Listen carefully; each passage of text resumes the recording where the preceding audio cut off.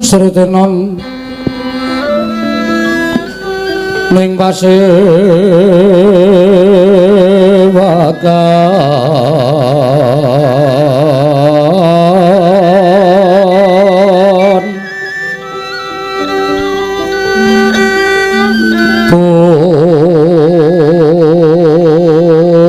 busana maneka warna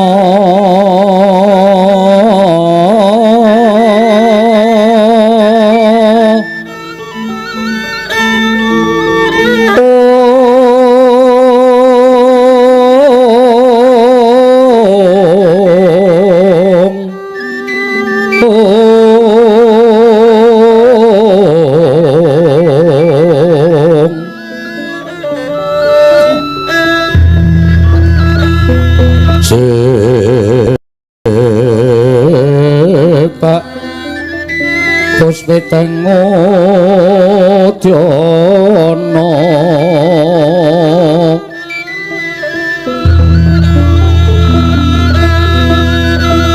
Miang Panjra Sarwa Rukma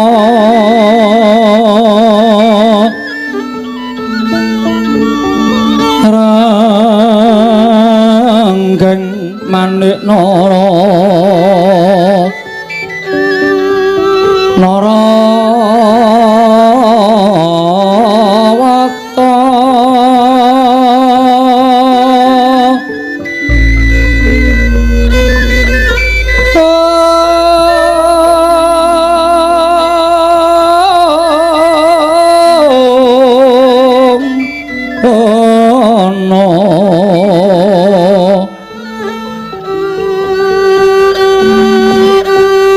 Prabanya kang sumerat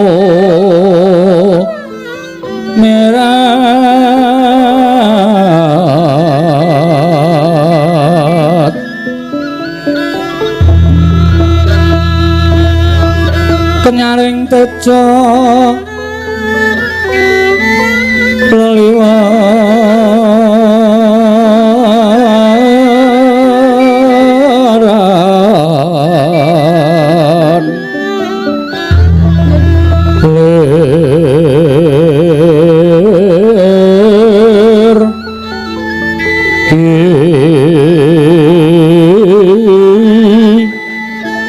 sisiring tatit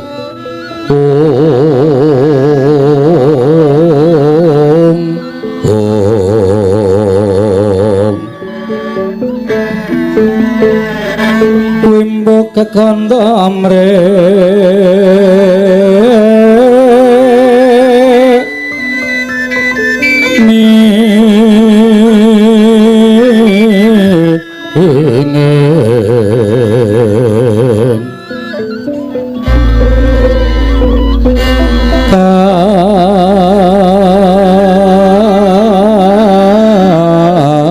tiuping maruta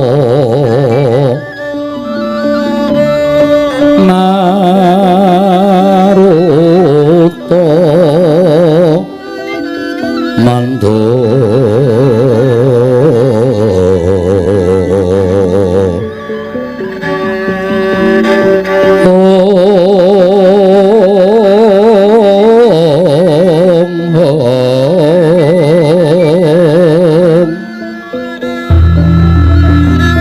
sabaran mangambar ongas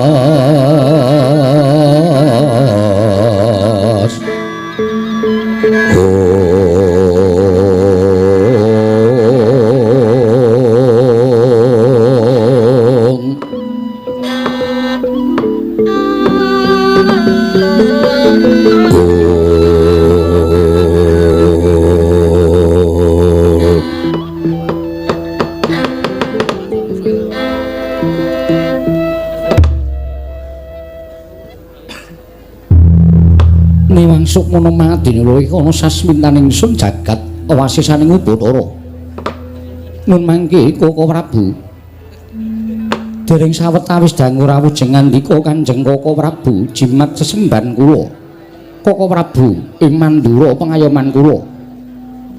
Kepareng ingkang rai ngaturaken masegan Panakrami kunjuk sandhapada paduka Kanjeng Koko Prabu jimat semban kula Koko Prabu pengayoman kula ing Mandura. Koko Prabu Baladewa. Jagat wasisaning Upacara wayah Bathara jagat Pathik Indra Jaladewaku. Ya, Yai Prabu. Akarya bombong raos sing penggalihing pun Kakang bareng pun Kakang nampa timbalaning kadangku Yai Prabu Indrawati. Asung paseganing Yai Prabu wis tak tampa.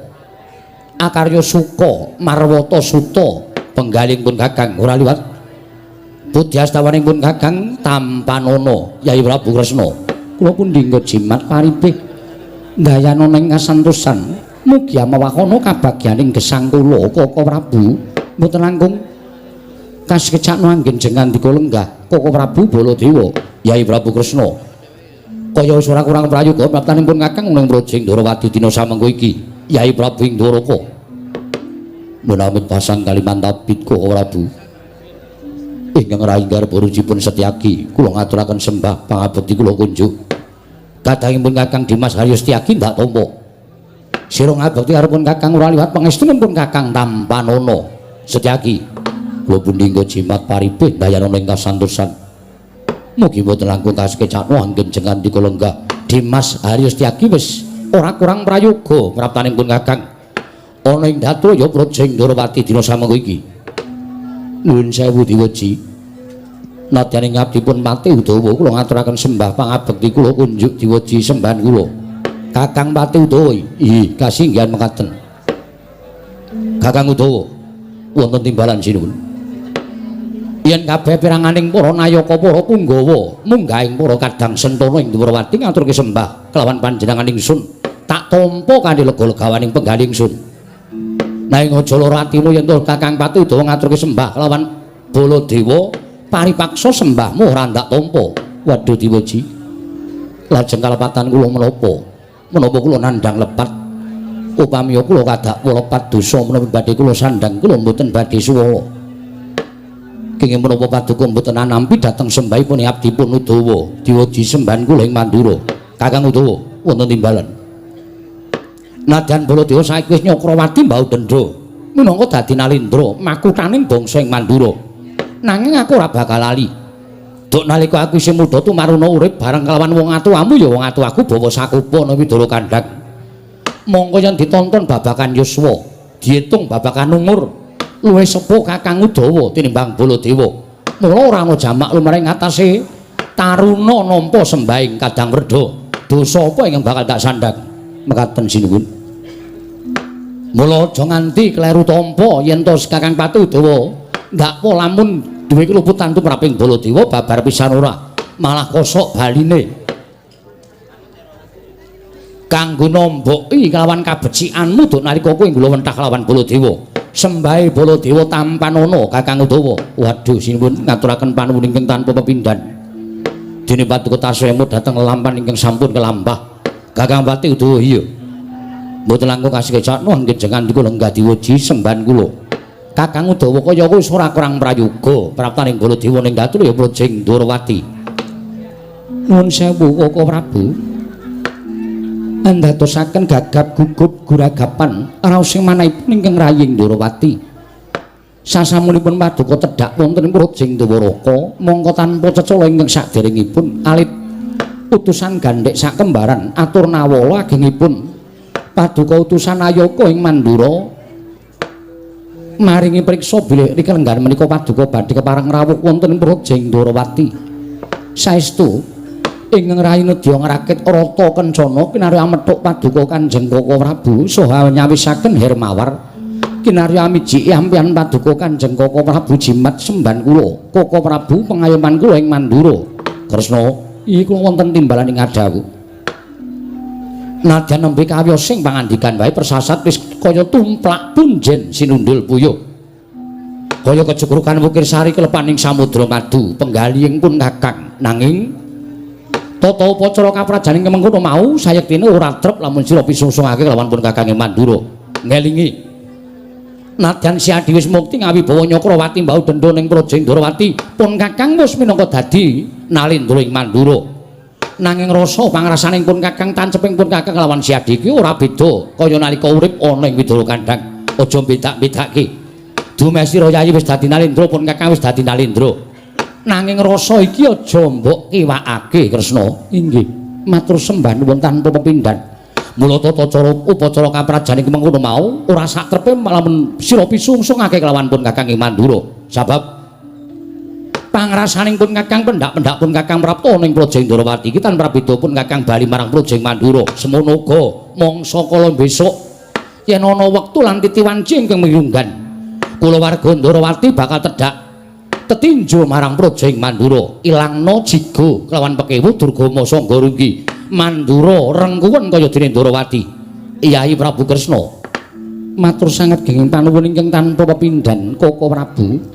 Ing mekaten tumuli kula cemadhong dawuh menggah menapa ta wigatosipun dene Paduka kepareng tedhak wonten ing Praja Indrawati.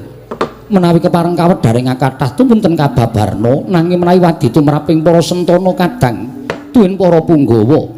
Monggo kula dherekaken manjing salebeting kedaton pepanggihan catur netra kelawan ingkang rayi Indrawati Koko Prabu Mandura. Kyai Prabu Kresna wonten timbalaning kadhawuh kagiat penggaling pun Kakang bareng pun Kakang napak ana ing tapel wates negara Indrawati akeh umbul-umbul ingkang pinajang urut ana ing Kutagara Praja Indrawati. Kacena lamun Kyai Prabu Kresna nedeng anake Pasewakan Agung Kepasang Yogya katuju ing Inu tumlipun Kakang Daya-daya munggah ana ing Datulaya selak nata ling rasa ingkang tan bangkit pinambeng pepanggihan kelawan Kyai Prabu Kresna ing Indrawati. Yayi apan pancen ana bab ing wigati ing bakal pun Kakang aturake kelawan sira Kyai Prabu Kresna. Mula aja nganti dina dungkap panampaning sira Kyai Prabu. Apa mbok keparengake rada mingset ngripun Kakang sowan kula sumanggaken Paduka Kanjeng Koko Prabu. Ya Kyai Prabu Kresna ngaturke panuwun ingkang tanpa pepindhan. Glong-glong rambyang ninggang driya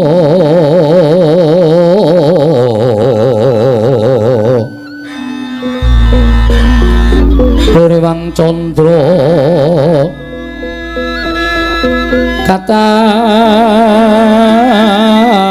katawengan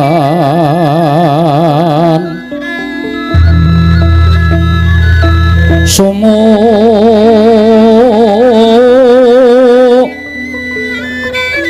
ing dias katuritan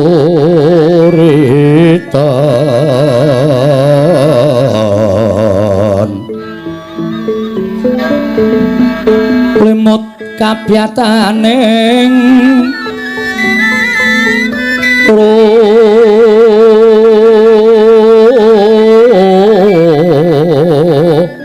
ojit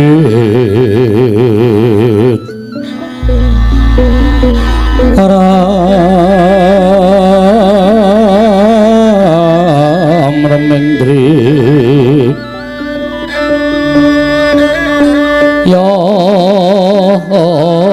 ma nawung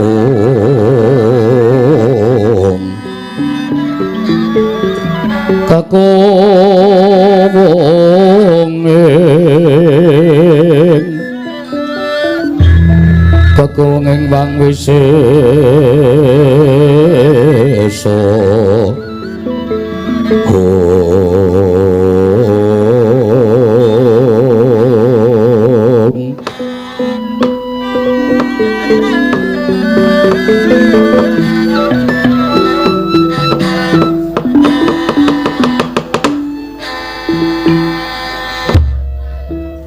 kula namung cemadhong dawuh timbalan Paduka Kanjeng Koko Prabu mugi pareng ambabarana dhateng ingkang rayi Indrawati. Kyai Prabu Kresna iki wonten timbalan ing adhawuh satempunipun Kakang prapta ning Praja Indrawati iki ora kok saka negara Mandura. Dadi pangertenmu sepisan maneh pun Kakang matur satempunipun Kakang prapta ning Praja Indrawati iki ora kok saka negara Mandura. Mboten saking negari Mandura ora. Pun Kakang saka negara Ngastina. Nalika semono Kyai Prabu Diridana nimbali kelawan pun Kakang supaya sowan ing Praja Ngastina. Sawisipun Kakang sowan ing Praja Ngastina, pun Kakang didhawuhi dening Yayi Prabu Ngastina supaya nanjihake marang pekabaran ing Sibana Tombok Bakul sinambi wara pawarta binandunging Karna. Pekabaran menapa Koko Prabu? Jagat ingkang keberbegen marang umandhanging Yayi Prabu Ndrawati. Ingkang padha ngabarake marang kahananing Yayi Prabu Kresna. Inggih babakan perkawis menapa? Apa pancen kepara nyata? Yen to Yayi Prabu Kresna kuwi dina samengko kuwi kagungan putra angkat. Kresna, para Gage Wasulana, pitakoning pun Kakang iki kanthi jujur, aja mbok luwi, aja mbok longi. Yen pancen iya larah-larahe piye, tumulipun Kakang nyadong timbaning Yayi Prabu Kresna ing Ndrawati. Koko Prabu, ngantos dumugi wonten ing malingan paduka Kanjeng Koko Prabu lampahan ingkang trumados wonten negaring Ndrawati. Apan kepara saestu bila kalenggan sakmangke kula menika anggadhahi putra angkat. Dadi bener pawarta sing sumebar mau Yayi Kresna duweni putra angkat. Kasinggihan mekaten. Lara-larahe piye? Kok sira siadi entuk putra angkat mongko tumrapun Kakang putra mono kanugrahaning Hyang Mahanasa. Apa meneh lamun siadi kuwi nyelametake marang anake wong liya ingkang ora diurusi tumuli mbok angkat dadi atmaja. Angkat mau sayekti bakal gedhe ganjarane. Koko Prabu, mboten kula mundhut putra angkat saking para kawula tuwin para nayaka menapa dhewenipun nggawa babar pisan mboten. Namung sejatosipun andadosaken kagiat sotaning manahipun ingkang raying Ndrawati. Nalika kula nedeng badhe manembah ing wanci dalu ngagengaken asmanipun Gusti Manjing wonten ing sanggar pamelengan. Mboten kanthi kanyono-nyono wonten ing mriku sampun wonten satunggiling wanita utawi wanudya remaja ingkang mapan wonten ing sanggar pamelengan tumunten kula dangu putranipun sinten saking pundi piyambakipun ugi mboten saged matur aturipun wanita kala wau kleyang kabur kanginan mendung kebaratan ing pundi dawahipun inggih menika papan dunungipun. Krana raos welas raos sing manehipun ingkang raying Ndrawati itu wonten lare menika kula angkat menika dados putra pupon inggih putra angkat kula. Lan sakmangke sampun mapan wonten negaring Ndrawati. Wis mapan ning Praja Ndrawati, kasinggihan mekaten. Terus mbok paringi asma sapa bocah mau? Kondang kawenang wonten pundi kemawon Narendra Ndrawati sakmangke kagungan putra angkat ingkang namipun Endang Loro Temon Koko Prabu. Ladala Endang Loro Temon. Kasinggihan mekaten. Nuwun sewu. Tepunging wimba rengunging pasuryan kadhi wonten inggih badhe kababaraken dhateng ingkang raying Ndrawati. Sasampunipun maduka Kanjeng Koko Prabu midhanget bilih ingkang rayi kagungan putra angkat inggih menika pun Endang Loro Temon. Lah iki ngene Kresna. Kepasang yuya katuje ngenu. Satemenipun Kakang kuwi ora kok mung kepengin mundhut prisa. Nanging uga kepengin nyatakake marang kahananing Yayi Prabu ingkang kagungan putra angkat ing ngaran Endang Loro Temon. Wuluhanira Yayi. Nalika pun Kakang prapta ing negara Ngastina, pun Kakang tinangisan lan atma jendra ing Ngastina ya kuwi Lesmana Mandra Kumara. Ing nalika semana tak dangu gandrung-gandrung kelawan putri ing Ndrawati ingkang jeneng Endang Loro Temon. Mula aja nganti kleru, pun Kakang nyatakake marang sira Yayi Prabu Ndrawati jebul pintenemune Yayi Prabu kagungan putra angkat kang aran Endang Loro Temon. Kasinggihan mekaten. Lah, yen ngono babar pisan pun Kakang bakal matur. Sowaning pun Kakang minangka dadi wakil Yayi Prabu Duryudana ingkang wigati dianggep bone-bone sok anjejawah sore. Tegese aku bakal nglamar marang atmajamu mau. Ingkang wigatine putramu ingkang aran Endang Loro Temon putra angkat mau bakal tak boyong marang negara Ngastina. Tak dhawuhake karo Lesmana Mandra Kumara. Mekaten Koko Prabu. Iya. Atmaja kula Endang Loro Temon badhe dipun dhawuhaken kan Lesmana Mandra Kumara pancen bener mengkono. Mesakno Yayi. Najan Lesmana kuwi anak ratu nanging kedunungan sial sebel. Uripe ora kedunungan bejo babar blas. Wis wola-wali Lesmana kuwi nggayuh sawijining putri. Ora ngomongake putra satriya, putri Brahmana, putri Nalendra, nanging tansah gagar wigar tenantuk karya. Mula wektu dina iki neng-nengono penangise anakmu Lesmana Mandra Kumara. Dina samengko pun Kakang minangka dadi wakil Yayi Prabu Duryudana bakal mboyong atmajamu Endang Loro Temon ingkang wigati bakal tak boyong marang negara ing Ngastina. Tak dhawuhake ran putra ing Ngastina ya kuwi Lesmana Mandra Kumara. Nuwun sewu. Koko Prabu menawi babakan menika kula namung jumurung ndederek namung tumrap ingkang raying Ndorowati tiyang nambut silaning akrami menika tumrap kula mboten kok tiyang sepuhipun ingkang jodhokaken dhateng lare menika nanging lare menika ingkang gadahi judul piyambak kanthi tetali raos tresna sabab menapa Koko Prabu tiyang bangun Bale Wisma tiyang bangun bebrayan menika menawi kula nuwun sewu mboten wonten talinipun tartamtu mangke wonten bebasan ana temanten sepasar bubar. Gusti tegese piye? Gegaranipun tiyang nambusaning akrami menika siji seneng, loro kenceng, kaping telune wilujeng, gak pareng kaping papate wilujeng menika gegaranipun tiyang ingkang nambusaning akrami. Sik. Lek mung urut kemau rada kleru kuwi mau. Setunggal seneng ya angka loro kenceng angka telu kepareng angka papat wilujeng tegese piye seneng menika temanten kedah sami-sami tresnanipun sabab keplok menika mboten badhe mungel menawi namung asta setunggal tegesipun keplok kedah asta kalih temanten kakung lan temanten putri kedah sami-sami tresnanipun sabab menapa Koko Prabu tiyang bangun Bale Wisma menika mangke menawi sampun dipun seksekaken wontening ulah agama saha tata hukum ing kaprajan tumuli sinebut garwa. Garwa menika kula nuwun sewu, rong pribadi ingkang wis dadi sak badan. Loro-lorone duwe ancas sing urip lan gegayuhan ingkang padha. Mula yen abot padha dipikul, yen enteng padha dicangking. Padha dipikul, enteng padha dicangking. Kasinggihan mekaten. Wola Praguta kae jare iki garwa sing siji sigar sing siji dawa.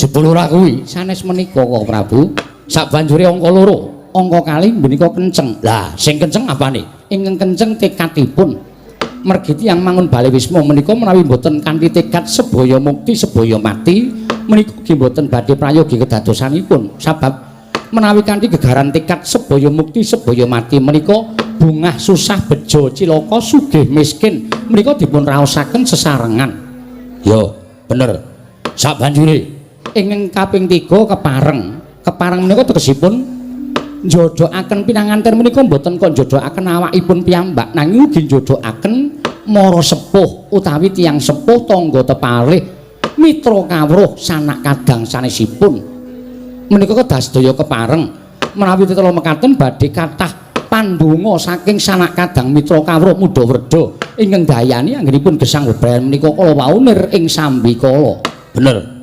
Sabanjure ingkang pungkasan wilujeng menika kula nuwun sewu mboten ketang namung sawiringkes kedah dipun wilujengi anut tata adat budaya papanipun piyambak-piyambak dipun seksekaken ugi kaliyan tangga tepalih kiwa tengenipun Koko Prabu. Wah lah malah cocok ngono kok.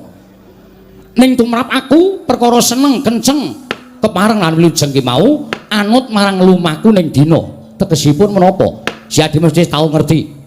Wong sing ora seneng mongko kebacut dadi manten. Kuwi suwe-suwe ya seneng. Merga ana salokaning kala sepuh ingkang nyebutake wong ki nek srawung saya suwe saya bakal ketukulan rasa tresna. Mula nadyan tanpa nganggo rasa tresna antaraning Lesmana karo si lara temun mau mesti saya suwe bakal ketukulan rasa tresna. Mekaten Koko Prabu. Nanging nuwun sewu, tumrap kula tresna menika mboten saking panggulawentahing tiyang. Lho dudu panggulawentahing wong piye menika sanes panggulawentahing kamanungsan nanging tresna menika panggulawentahing Hyang Mahanasa tegesipun wonten ingkang nyebataken tresna menika uruping jiwa ingkang suci menika mboten saged dipun suwun menika mboten saged dipun kajengaken lan menika mboten saged dipun tolak menika kodratipun Hyang Mahanasa nadyan srawung pinten-pinten taun ugi kathah ingkang mboten ketukulan rasa tresna malah suwalikipun malah kadidene sederek tunggal Yayah Rina. Wah.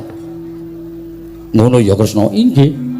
Mila sak mangke menawi paduka Kanjeng Koko Prabu ngersakaken anak kula Endang Lara Temon menika badhe kaboyong wonten negaring Stina. Koko Prabu, mboten nama kula badhe andhawa keparang paduka. Nanging kula nuwun sewu, paringana wekdal ing raying Ndorowati supados nanting dhateng anak kula.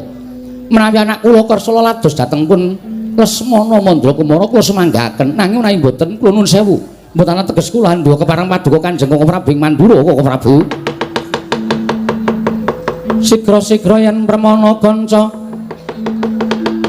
sigra rakinawang sesangka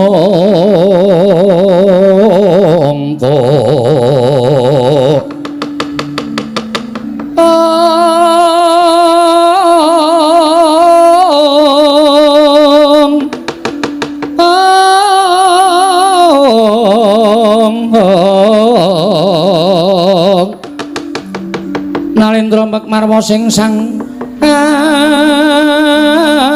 Katri kumulung mangrembak Katri kumulung mangrembak ing wadya Kurdakura Kurdakura reka giri-giri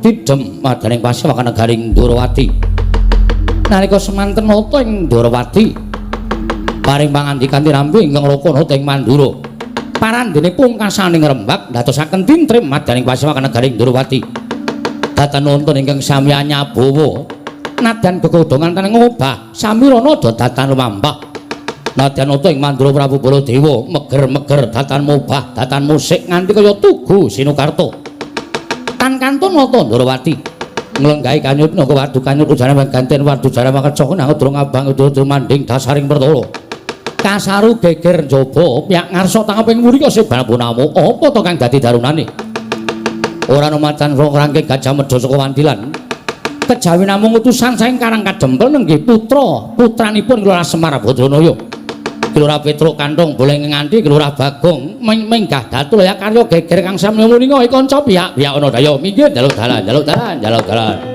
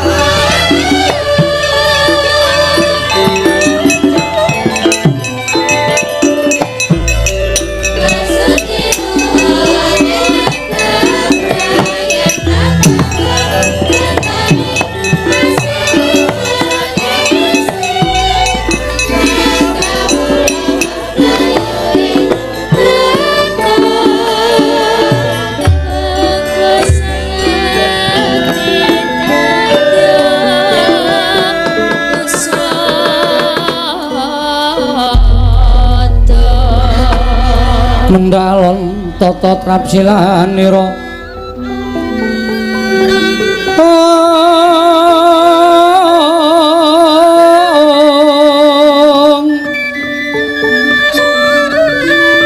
ngacomaken astanira kalih astanira kalih pisan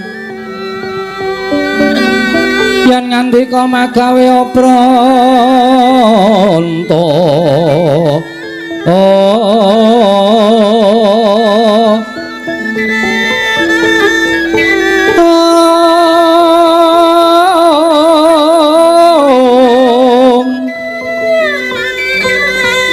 yen ngandika magawe obranta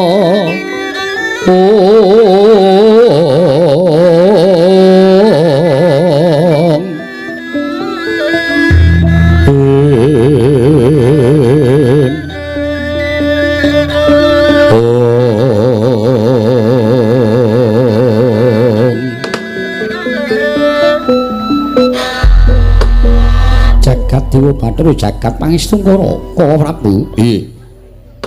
Dereng ngantos pun manggen kula nampi sabda pangandika paduka. Menika kados dene sowanipun Panakawan Petruk kaliyan Panakawan Bagong. Lho lha iya.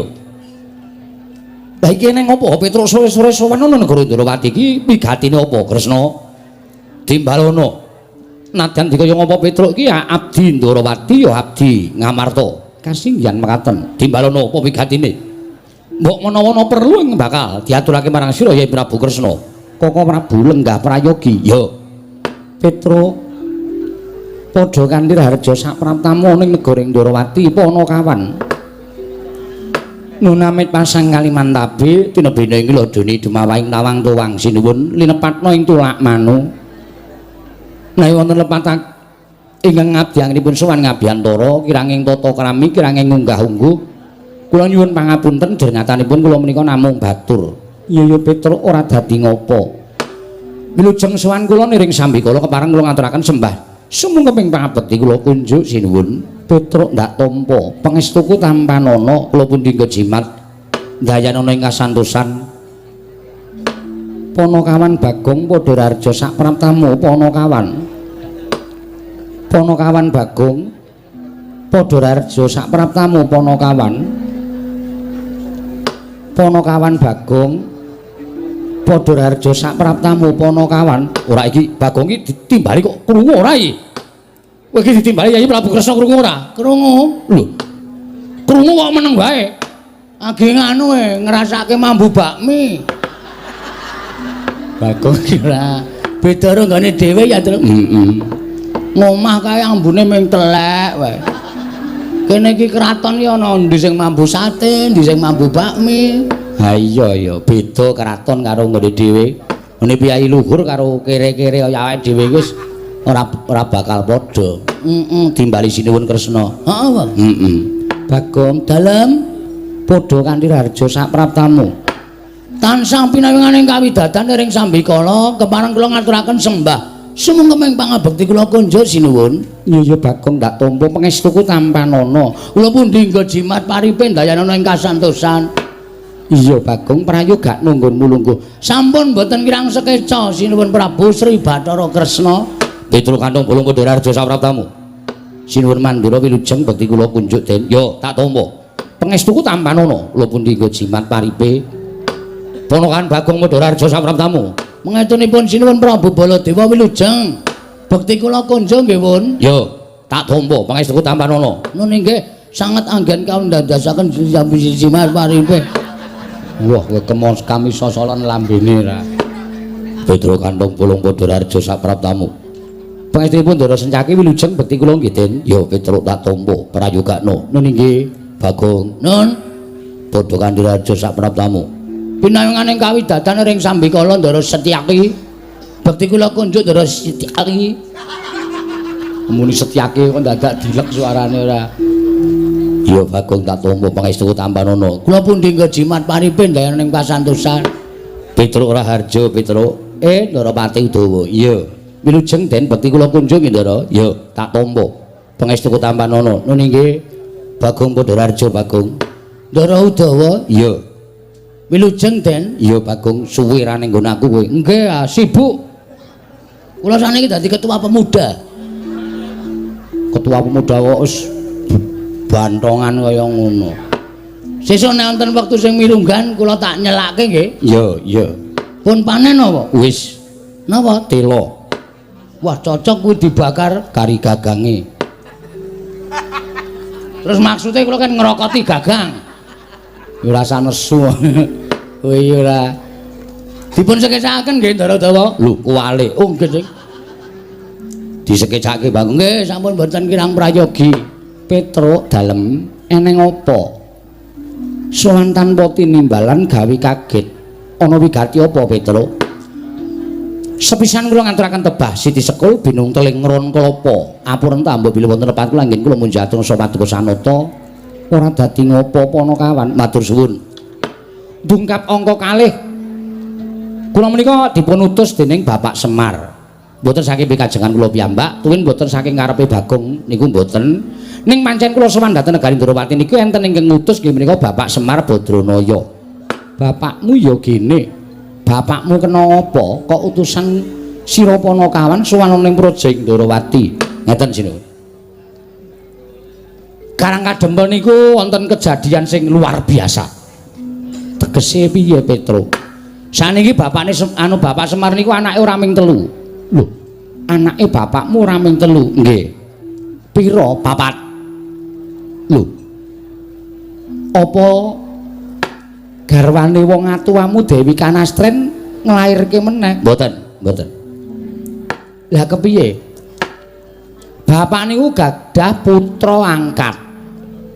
Duwe anak angkat nggih. Ha critane ngeten, nalika semanten bapak niku ajeng salat maghrib. Lho tenan kok iki madoten cengengesan ora. Padake Semar ki ora salat apa? Semar ki salat. 5 wektu malah kok. Bapak niku ajeng salat maghrib nuju teng musala. Musala niku ora kidul kulone omahe bapak nika. Ora tau dinggoni. Iya Petruk, aku wis tau tate tekan kono. Lah nggih. Lah dumadakan mboten kanthi kanyono-nyono teng jero musala niku pun wonten bocah sing lagi lungguhan teng riku teng jero musala. Bocahe nom bagus. Mboten kaya anake bapak kula kali gareng kali Bagong niku mboten beda. Wah niki sasat dewaning asmara ngejawantah. Sapa sing weruh adi kula niku wah wis geger pokoke. Ora lanang ora wedok kabeh do ngundang kebagusane adi kula niku. Bocah mau saka ngendi? Ah, jare ditakoni bapak tanpa dadah, tanpa pernah, ora duwe wong tuwa, kleyang kabur kangenan ujug-ujug dheweke niku keblasok le mlaku terus ngiyup teng musala riku. Lah terus dipek karo bapak, diseksek karo tangga teparo, pun diundangi tangga teparo gendurenan barak bapak, gendurenan tasakuran. Lare niku diparingi asma Bambang Senet. Bambang Senet nggih. Apa ya arep melu gara-gara? Mboten, mboten. Mboten melu niku. Wong biyaine we bagus kok ora iso lucu, ora iso niku panjenengan nek prisa putrane Ndara Janaka, Ndara Irawan, persis plek. Niku tenan. Aku lho ning karo Bagong nganti meri kok. Kampung niku ora ana sing percaya mosok iki anake Semar. Kakangane Bandam Sesi Bagong karo rupane kaya kirik kok iki. Bagus ora jamak-jamak. Ngoten niku. Lah.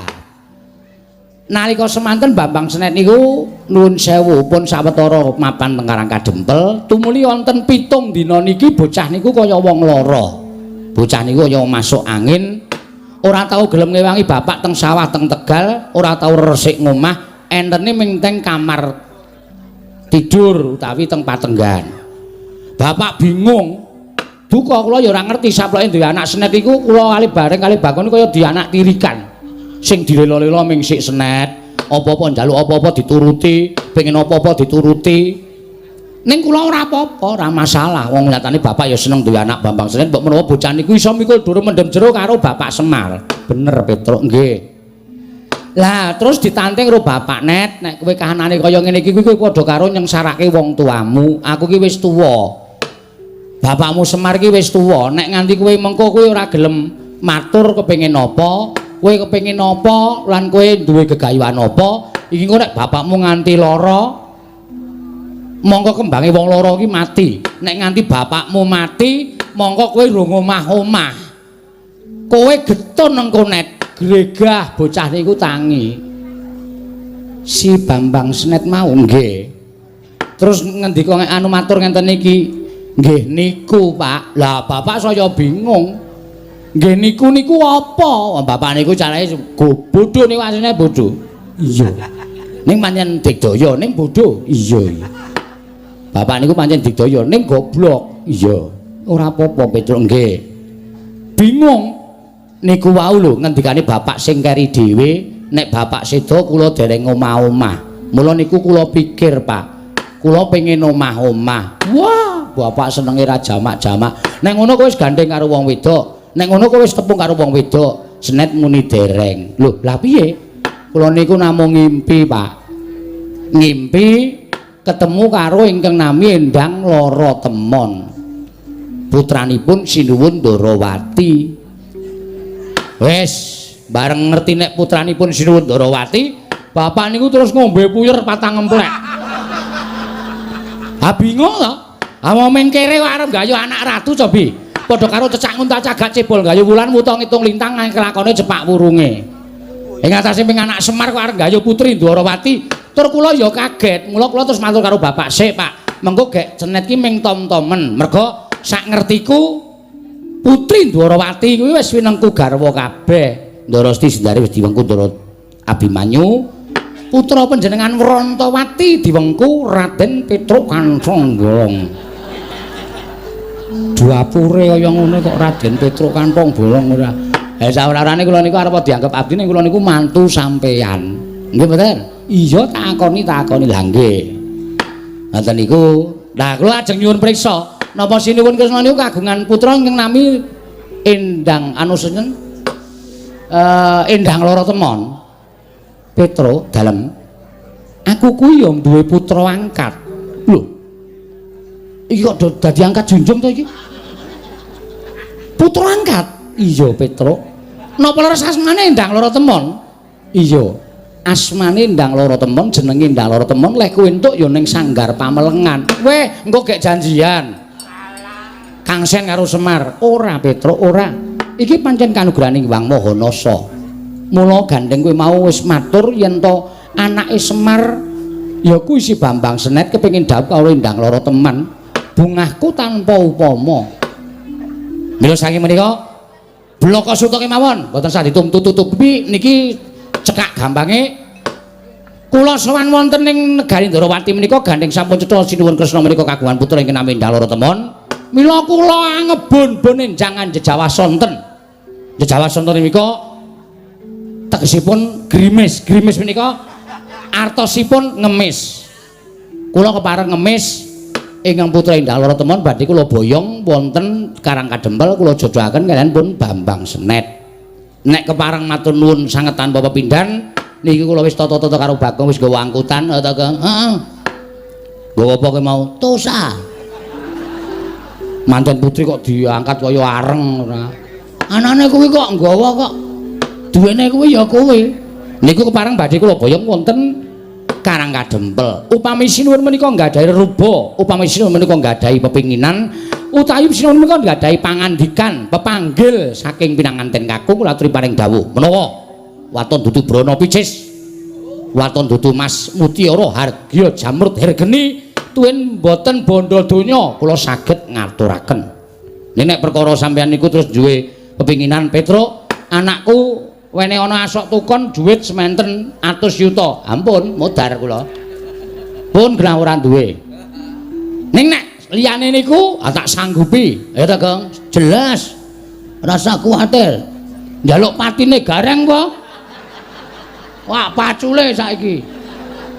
Ya ora njaluk patine gareng ora.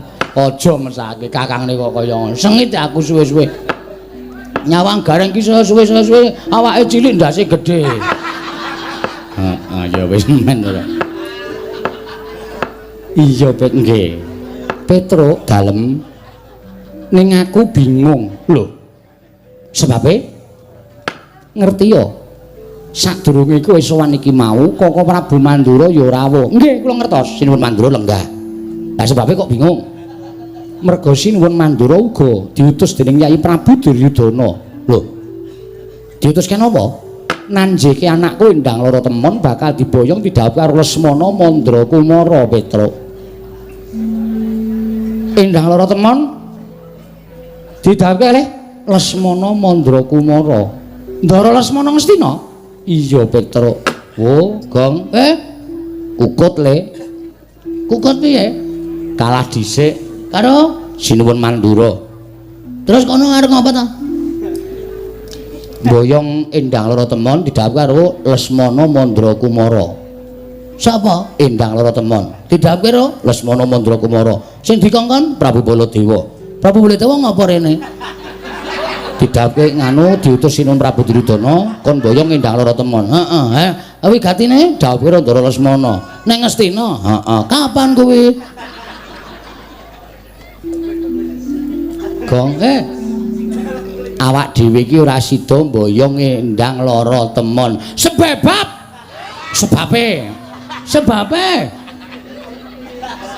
sebabe sing rawuh Sinuwun Prabu Mandura arep mboyong Endang Loro Temon dawuh karo Lesmana Mandra Kumara terus ha iki awak dhewe kalah wong kalah dhisik kowe ora wani matur ki aku nek matur gegeran nek aku matur mesti rame ngene mendene ha bener kowe wani apa? Kecil. Tengok anteng aku sing jelaske. Iya. Ning kok nek geger tandangi lho. Iya. Aku ngopo? Aku mung ngomong tok, aku MC e. Oh. Pranata cara pajake lho Mas. Pranata cara lagu nyuwara gegeden lho mau, Truk. Assalamualaikum. Ya pranata cara bareng ya tok. Saut ya ngopo. Keparang matur Sinuwun nuwun sewu kula nglajengaken rembakipun Petruk iya sampean mau ngendikan apa Endang Loro Temon bakal didhawuh eneng negara Ngastina karo Lesmana Mandra Kumara oke ning ngeten Sinuwun sing jeneng wong tuwa nggih ta iya wong tuwa niku ora ana lho siji teng donya niki wong tuwa sing anake kepengin rekoso ora ana wong tuwa duwe anak wedok sing anake wedok mengko kepengin rekoso uripe ketula-tula uripe ketoyong-toyong niku mboten wonten sing digadhang wong tuwa sak donya niki arep ndek anak lanang utawa wedok anak esuk iso gawe marem wong tuwa merga tentrem lan kabagyaning anak niku dadi swarganing wong tuwa iya Bagong nggih arep niku anak sampean angkat ning ngonse nek uripe kepenak uripe kebak kabagyan wong tuwa nyawang ki arep wong tuwa ki isih umure isih dawa ning kaya wis anguk-anguk swarga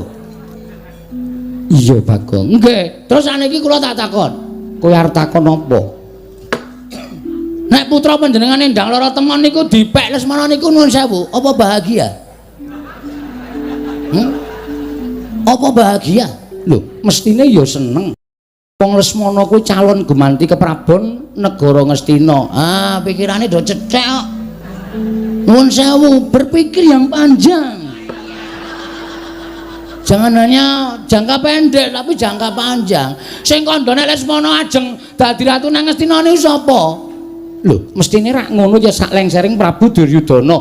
Prabu Duryudana niku lelengser niku sesuk katandha ana perang gedhe, perang Bratawuda Jaya Binangun.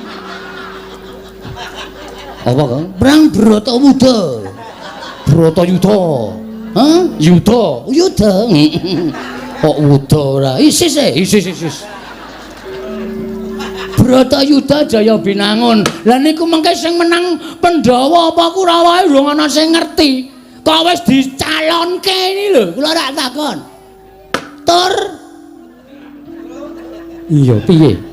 Saniki sampean ngerti mboten? Lesmana niku anak ratu, panjenengan anak ratu. Ning ngene iki apa? Lesmana alias kurang saon. Lho, kurang saon pekok kencir. Saman tahu bro, anak ratu kok melu parkir teng pasar.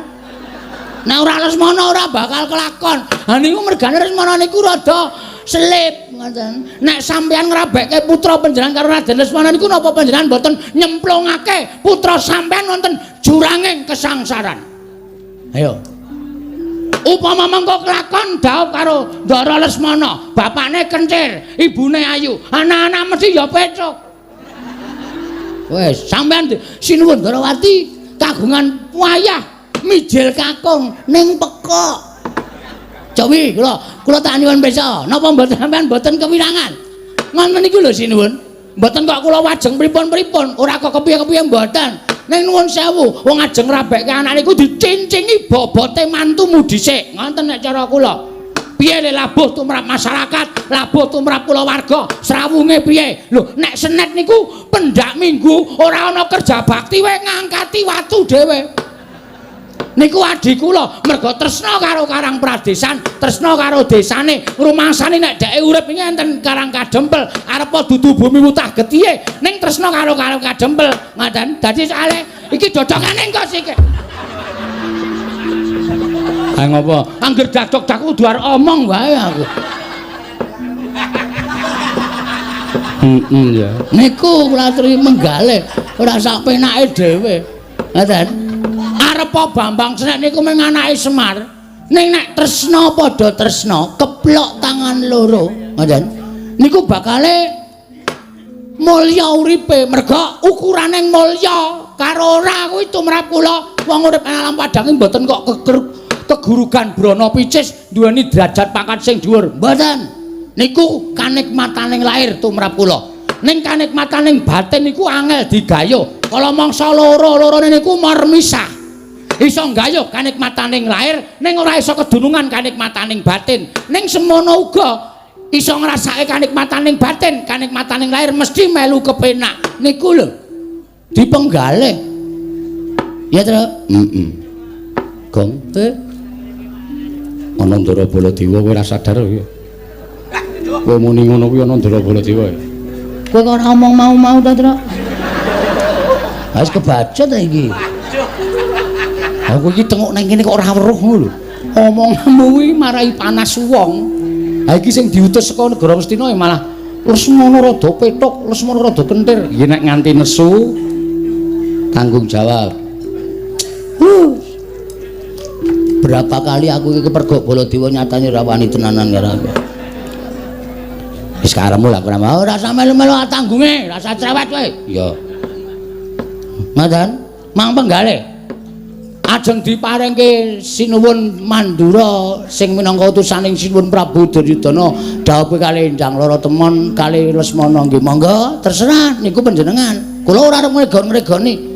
Nek sampeyan tresna kalih Bapak Semar, sampeyan ngakoni tau labuh dilabuhi karo Semar, berarti sampeyan isin duwe rasa males kabecikane Bapak Semar.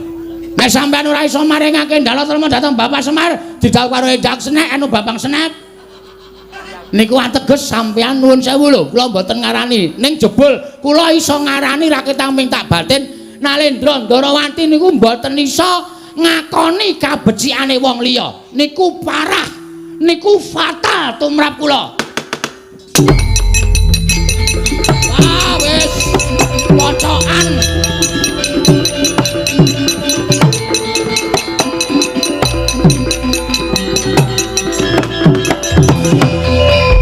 Maring jajalan atus kertaning bawana iblis lanat. Wah, menungso ora tatanan. Tak empet-empet kok saya ora kuat rasaning Baladewa. Dicecamah dening wujuding Bagong, mengatasi Bagong wong kere loro saudon telu saurupane kok nguman-uman karo Nata Mandura Prabu Baladewa. Kowe ngunekke ento Lesmana ki wong edan, Lesmana ki wong ora genep. Anggepmu apa Bagong? Ngandel ora. Kapokmu kapan kowe? Oke, ora sampe melu kowe. Ya. Tandangane dhewe. Aku labur adikku ya Toipati kok, Tru.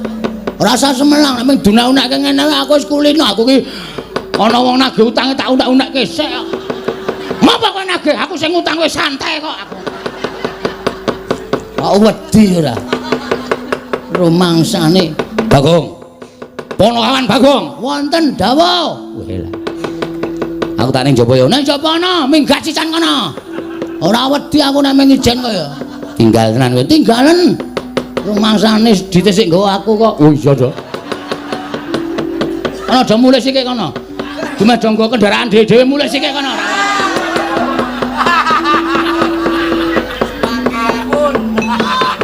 Bagong. Wonten dawuh. Kowe mau ngucap piye? Kowe mau ngucap piye? Lali. Wis mau kok wis ora tak pikir nek mau. Kowe ngunekke Lesmana apa? Piye? Rada edan. Lesmana ki sapa? Anake Duryudana. Lho, njangkar. Ala ora ana wonge kok kowe iki ngapa ta?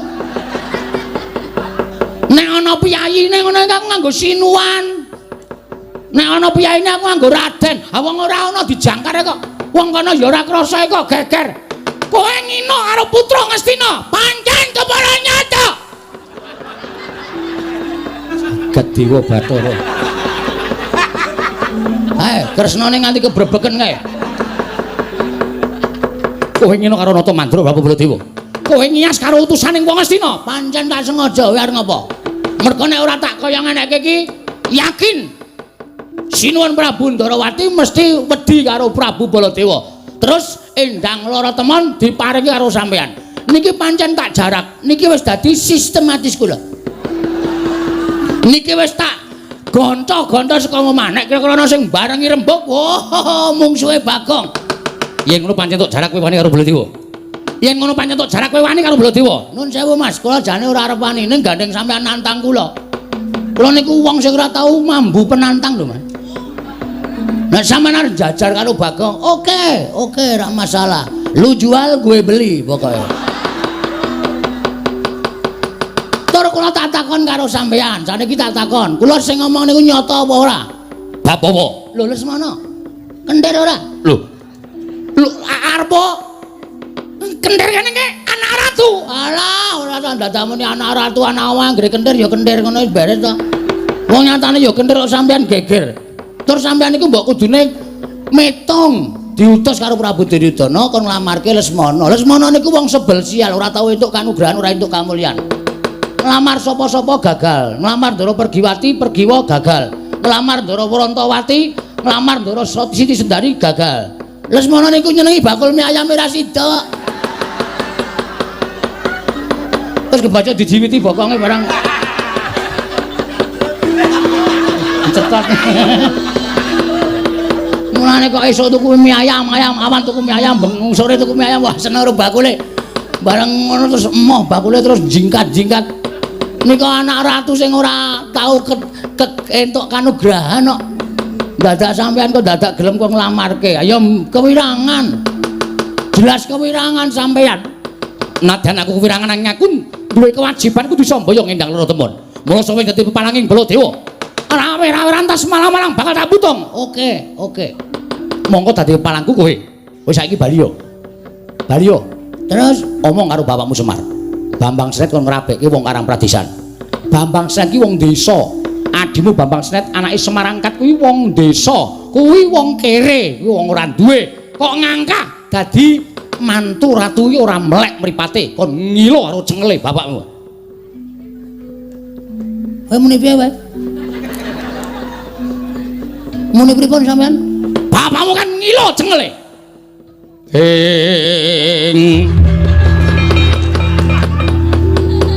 Mangjat kurda sruma bangga. Edian dadak suluk bareng. Men sremok. Oh, lho ora cocok. Wis ben.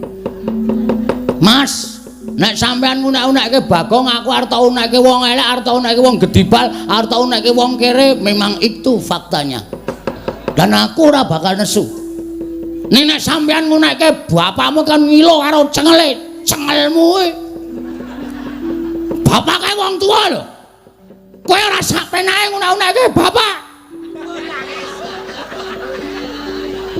Aku anggere bapak dunek-unekke iki rasaku ora trima tenan. Kok dadi kowe iso ngunekke bapak kon ngilo karo cengele? Mbok kowe iki sadar, Bol. Lho.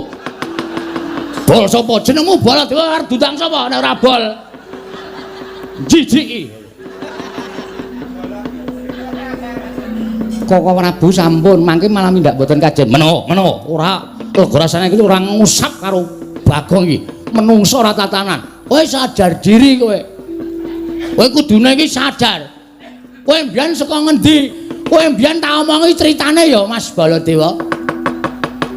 Kowe mbiyen ora dikukup nang Widara Kandang, ora didelik karo bapakmu sing jeneng Basudewa. Kowe wis mati dipateni karo Kangsa.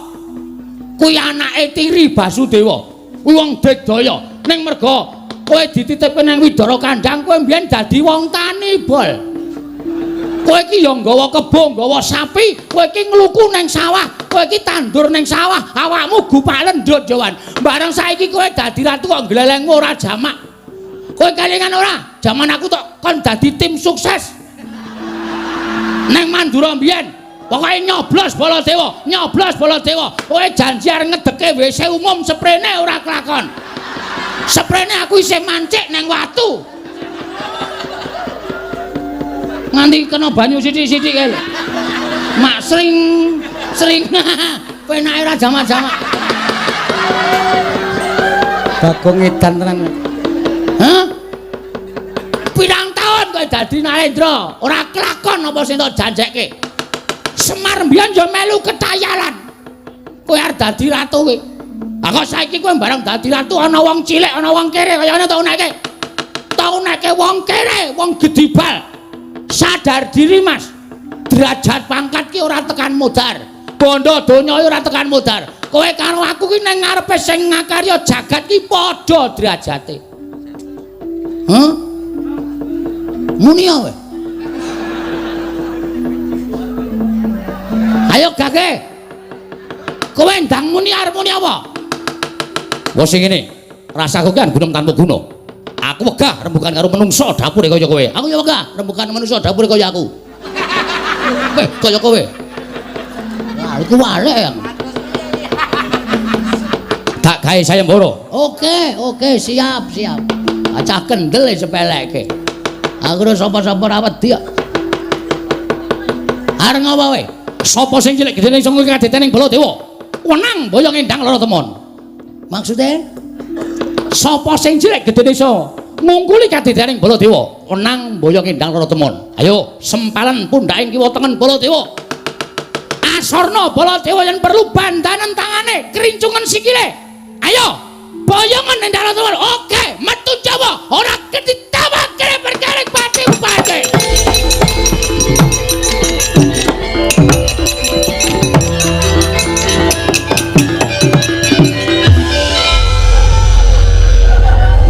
Edan ora ana to iki.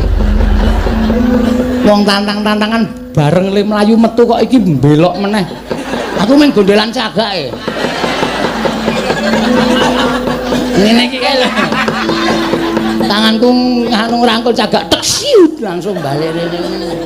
Lho lah ngopo kok balik meneh? Weh, sampean mengke nek kula wis metu, nek terus ngrasani, lho ora seneng e dirasani. Lho, aku ngrasani apa? Kaya ora ngerti pambeganing Ratu Ndarawati, Ratu Berbudi Bawa Leksana, Lilaing Brana, Iklasing Picis. Tegese piye? Alah, mbok rasane. Ngene lho semelangku ki. Ngene aku wis metu njaba. Terus sampean ngrasani aku ora seneng aku nek dirasani. Lho, lek ngrasani piye? Aduh, Bagong kae urung tak sangoni ngono. Ayo, ada. Alah, ayo. Ora. Kok karo guyu? Moh aku. Nek sangoni nek. Lho. Ku jenenge njaluk. Oh, ya dikalang-kalang ora ngekeki. Nyonya. Ada ngono, mengke perang niku ngelak. Iya. Ora ana sing nggo tuku apa to apa. Wah, makasih. Iya. Asa omong Petro lho, ora. Engko ndak njaluk. Ya wong dienggo wong loro rak ya cukup. Ora iso. Ben Petro mudar mbok men. Petrungmu perang nganti megap-megap ora tak goleke wedang kok. Biyen ora tak tukoke. Kang Rembung banyu putih, Gong, banyu putih. Uyuh wae, uyuh. Kowe karo dulure kok kaya ngono to, Men. Nika sapa nika kok limbo kok matane abinge ra jama-jama. Beleken apa pripun? Abdi Ndarawati. Wah, cocok kae. Wedan. Wah. Matuk aku. Matuk wong edan metu njaba bakon. Nun niki Nun metu njaba. Ampun ngendika kaya ngoten. Niki niku nggen manten. Manten niku aja sok diperintahke kon metu njaba, ampun. Ben gek kagungan putra ya nentokke jero. Ngawur kowe. Nyun pamit sinuwun sing ati-ati aja kaya bocah cilik.